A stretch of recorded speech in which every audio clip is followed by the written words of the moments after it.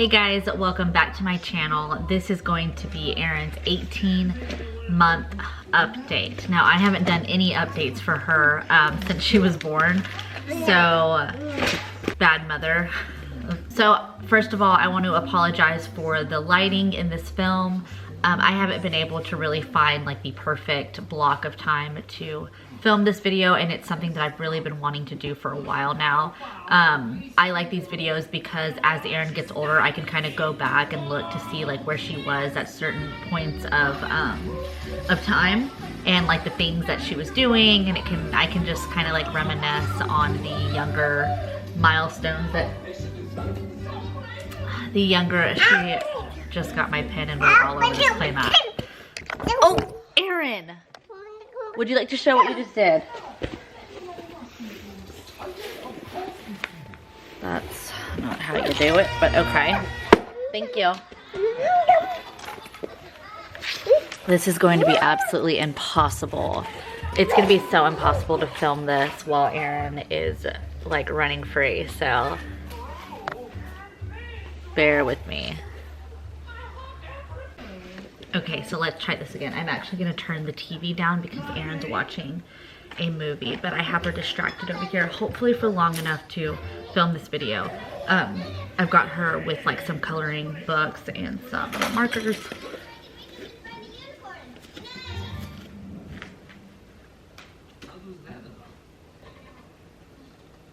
Come here, come on. Over here, come on. Okay, just kind of as I notice Erin hitting certain milestones, I like to write them down. That way I can I can remember all of them whenever I'm doing these videos. One of the first things that I really wanted to tackle with Erin was the pacifier. It really was bothering me for a while that I wasn't getting like these really good like photos of her. Like I hated that all of the pictures that I had of her, she had either a pacifier in her mouth or she had one clipped to her outfit. So I was ready to take it away from her. I knew it wasn't going to be easy, but it had to be done. I googled pacifier mouth because I had seen a photo of it on Facebook, and yeah, it's bad. Like it's where the teeth kind of come out at an angle, and I know that it's only certain pacifiers that cause that.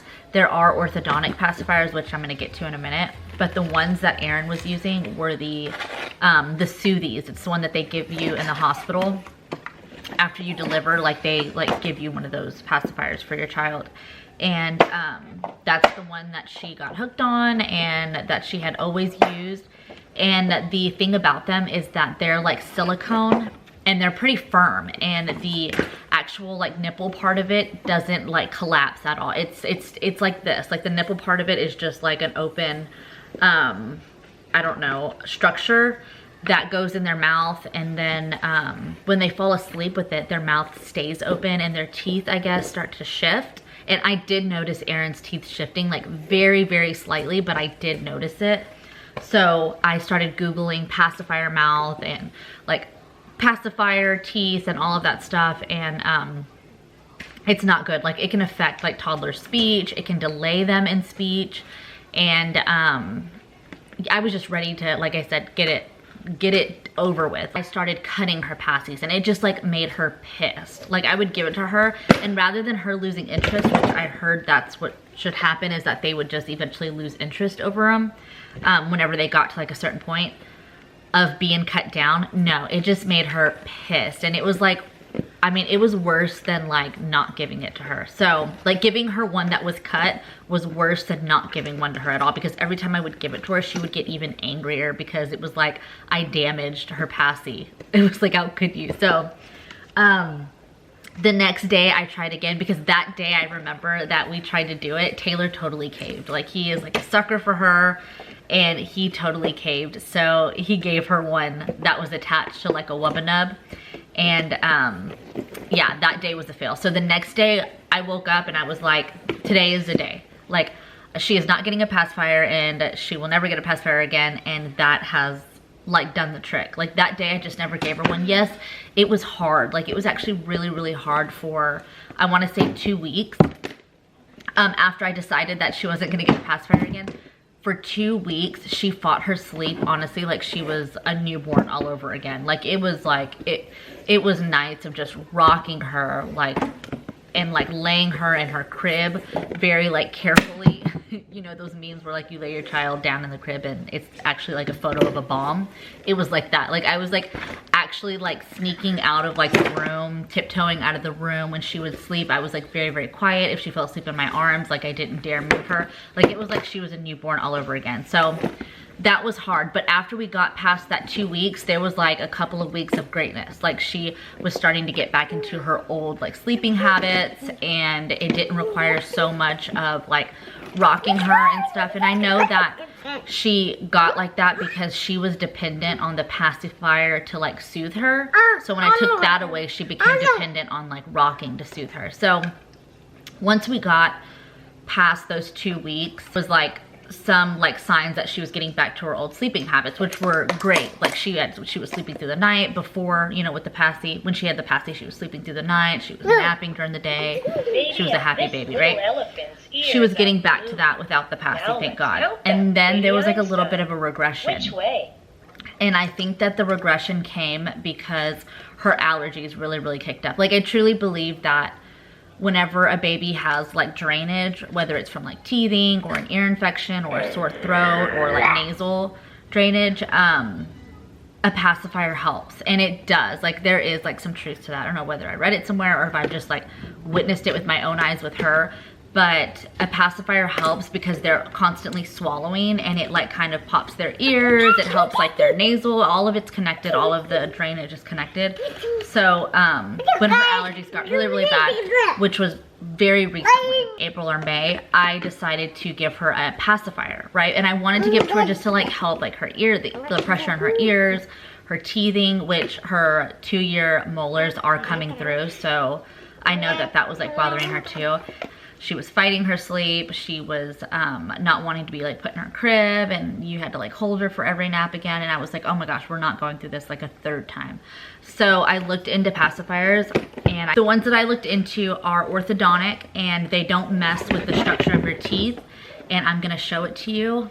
The one that I got, it's actually Nook makes them, and I'll show them to you. I don't want Erin to have it right now, but this is the one that I got to help her like whenever she has like really bad allergies and stuff. And if you see right here, it actually has this part that like her mouth comes over and her teeth closes on. So it does collapse, unlike the ones that she was using before. So it does not like mess with her teeth the way her teeth are coming in. So these are the ones that we use now. Like I said, Nook is the brand, and I highly recommend these. If you are like in the same situation as we were in with Erin, where we just like wanted to give her something to soothe herself and like to help her with all of those things, I highly suggest these. The thing about these is that Erin is not hooked on them at all. Like she does not use this all day long. I give it to her only whenever she has like really bad allergies, or she's having like a hard time sleeping through the night, or even a nap. Like I'll give this to her.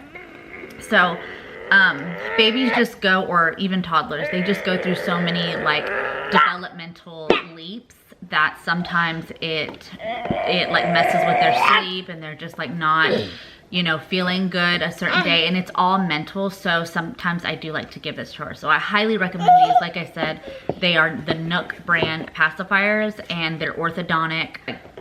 A pediatric dentist like approved these. That is what we did for the pacifier. I know that was a long story, sorry, but I wanted to get it all out. So the next thing is her milk protein allergy. So I think that I said it in one of my vlogs. When she turned 1, we tried cow's milk, which we were doing like the lactose intolerant ones, but we tested out cow's milk because her GI did say to go ahead and test it out again. And the reason why you test it out is because children eventually grow out of the allergy. Like, I mean, I think it's a very, very, very small percentage of children that will always hold a milk protein allergy, but majority of them do grow out of it. So that is why we're always testing her, like giving her cow's milk to see how she reacts.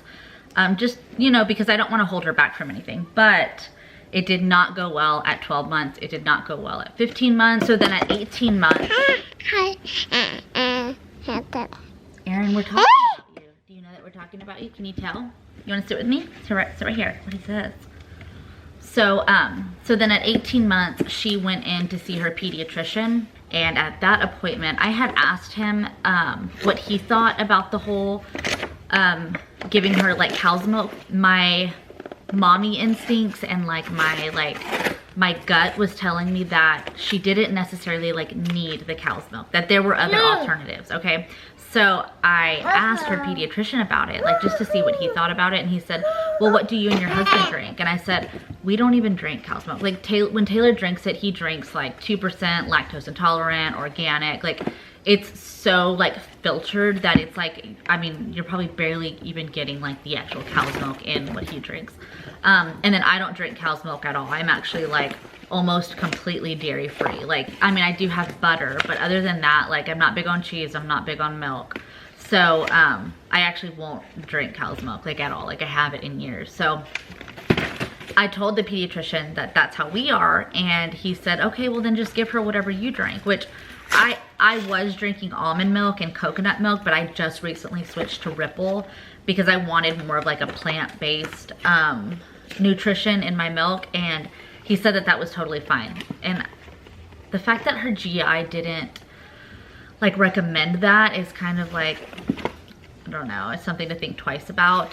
But I think that it goes with the whole like second opinion thing. Like don't be afraid to consult with more than one medical professional when it comes to your child. That's something that you learn. I've always just kind of felt like a medical professional has your best interest and the best interest of your child when it comes to them medically. But now that we're like on the other side of Erin's journey with her allergy, I strongly believe in second opinions, more than one opinion, and multiple medical professionals. So since the pediatrician said that, I have tried Ripple milk with her. She doesn't really like it, and I know that it's just a taste thing. She does not react allergy wise. She does not have like blood in the stool. There's no vomiting, there's no reflux, and no fussiness. So I know that it's gonna work for her. We just have to kind of do the transition of it. So right now I'm doing like half toddler formula, which the toddler formula she's on is Elecare, and then I'm doing half Ripple milk because it's the pea protein milk. So that's what we're doing for her. And I'm really excited because I'm so ready to get her off of formula. Like, we do get it through insurance, but insurance isn't cheap, and counting on that shipment each month isn't like guaranteed, especially with everything going on with COVID. So it's gonna be nice to just have her on something that we could easily grab at the grocery store. So let's go over Erin's favorite foods. So some of her favorite foods are eggs, like scrambled eggs, which recently Taylor gave her like a over medium egg, it was kind of runny, and she really liked that too. So it makes me really happy when I see her eat eggs, because I know that there's just so many like good nutrients in eggs that I get really, really happy when she eats things like that. So eggs, blueberries, peanut butter and jelly sandwiches. She likes, which like the Uncrustables. I don't know if you know what those are. They're like the frozen pre-packaged peanut butter and jelly. I know they're probably not the best because they're packed with preservatives, but they're one of her favorite things to eat. So she has those, the So Delicious coconut milk ice cream sandwiches. I mean, they may be better than like the original like ice cream sandwiches. They are so good and creamy. They're like one of her favorite things to eat. Something else she likes are just like your typical chicken nuggets, french fries. Oh, another favorite are donuts. Like, this girl can put down some donuts, whether they're glazed, chocolate ice, or caked, or even donut holes. Like, she can put them down. She really likes breakfast sausage. What else do you like, Erin? She's a really big meat eater. Like, whenever we eat steak and like chicken breast, ground beef, even pork chops, like she wants in on the meats. So she eats a lot of meat. She also eats things like red bell pepper, broccoli, asparagus. What was she eating yesterday? Oh, black olives are like a favorite snack of hers, but I have to limit how many I give to her, because if you have a kid that has eaten black olives before, you know that they do not come out like digested. So like, I don't think that kids can digest them, or maybe we can't, but they come out whole in the diaper, and it's a scary sight. So same thing for blueberries. So the blueberries will actually turn a stool blue. Like, it's the freakiest thing if they eat enough. So that has happened with Erin. What else will we do? What do I have here? Oh, her schedule. So Erin usually wakes up at like 8:30 in the morning. Sometimes she'll sleep in, just depending on how much sleep she got like the day before or the night before. And then she'll take somewhere between a 2 and a 3 hour nap. And that's usually between like 11 o'clock to 3 o'clock. I usually don't like for her to sleep longer than 3 o'clock or past that time, because then nighttime is like a nightmare. And then she'll go to sleep at 8, 9, 10, just depending on how much sleep she got that day. Some of her favorite things to do. Okay, Erin is not like a chill child whatsoever. She is just always like go, go, go. She's very busy. She's very like interested and curious. One thing we've been doing here lately, since like I'm working remotely, I've had Erin home, but during the day, I just let her do whatever she wants. I literally let her get into anything that's safe, of course. Like, if she wants to crawl on the couches, I'm right there next to her. If she wants to like take all of her toys out of her toy chest, I let her do it. If she wants to flip her little play kitchen upside down, I let her do it. And then at the end of the day, like the evening time, we will turn on a like really like upbeat playlist on YouTube. I'll put it on the TV. And her favorite playlist is actually the Hillsong Worship playlist. And we will just like crank it up high. We'll have a dance party and we will clean. And she like actually follows my lead. Like, she'll grab her toys, put them back in the toy chest. She'll put her kitchen back together. She'll help me like unload the dishwasher and load it back up. It is like one of the funnest things to do with her. Erin. Okay. Thank you, ma'am. Thank you. So, dance parties and cleaning in the evening is one of Erin's like favorite things to do. She also likes bath time. This girl could stay in the tub all night if I let her. She actually like really doesn't like it whenever it's time for me to pull her out. Oh, another thing she likes to do is she actually, if I don't put clothes on her for like the day or at the night, she likes to take her diaper off. You guys, I did not like see that coming until I literally saw it happen. But yeah, she likes to take her diaper off. So I have to make sure that this girl is like fully clothed at all times. So what else? Oh, I'm sorry. Her schedule, her foods. Oh, okay. So speaking of no, let's talk about the words that that Erin can say. No is one of the top and favorite words. She also likes to like point her finger and do like her eyebrows whenever she's saying it. That's her favorite. She also can say like mama, dada, yes, please, thank you. She does it shh like this. She doesn't put like phrases together yet, but I think this is just like a mommy daughter connection or mommy child connection. I know like what she's trying to tell me by like the way she's speaking. She likes to blow kisses. She likes to, oh, she'll say more. She'll say hi. She'll say bye. She'll do the wave. She'll do like the blow kiss. She can say Abby. She can say the dog's name. She can say puppy. She can say Poppy. She can say Elsa. And she can say Anna and Olaf. So that's actually quite a couple of words that she can say. Okay, so Erin's personality at 18 months is, this girl definitely has an attitude, which I'm not mad at. Like, she is a loud, independent, strong little girl, and she knows exactly what she wants and exactly what she doesn't want, and she's not afraid to be vocal about it. And I can really, really respect and appreciate that about her. I mean, I absolutely love it. At times, yes, it feels like a struggle, because I mean, she's just so smart that like I feel like she can like totally manipulate us into getting what she wants. And yeah, I mean, she has literally like grabbed me and like roared in my face, like, because she's just like, she wants something. And it's okay now because she's young, but obviously whenever she gets older, I'm gonna have to, you know, lay down the law, put my foot down and say no to that. But she also like will grab you and give you the biggest hug and the biggest kiss and just lay her head down on your chest and on your shoulder and like wrap her arms around your neck. And it is the like best, like sweetest, best moments that I have with her whenever she's being so affectionate like that. So she can be salty and she can be sweet, and a lot of the days are full of both. So what else do I have on here? She loves to run on our couch, and it scares me. Like, it really scares me, but she's fearless and she is fun and she is like loving life. She does that.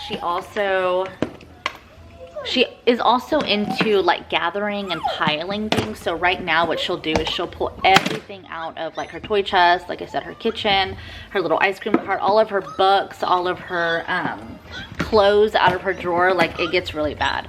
But she likes to pull it all out, look at all of it, and then gather it, like pile it and gather it somewhere. She's actually doing it right now, like as I speak about that. You can see that she's like put all of her stuff over here. So she's into like piling and gathering things. And like I said earlier, I just let her do her thing throughout the day. And I know at the end of the day, we're gonna have like a good solid hour to like go around the house and pick up and have like a dance party and clean together. So it doesn't bother me at all, honestly.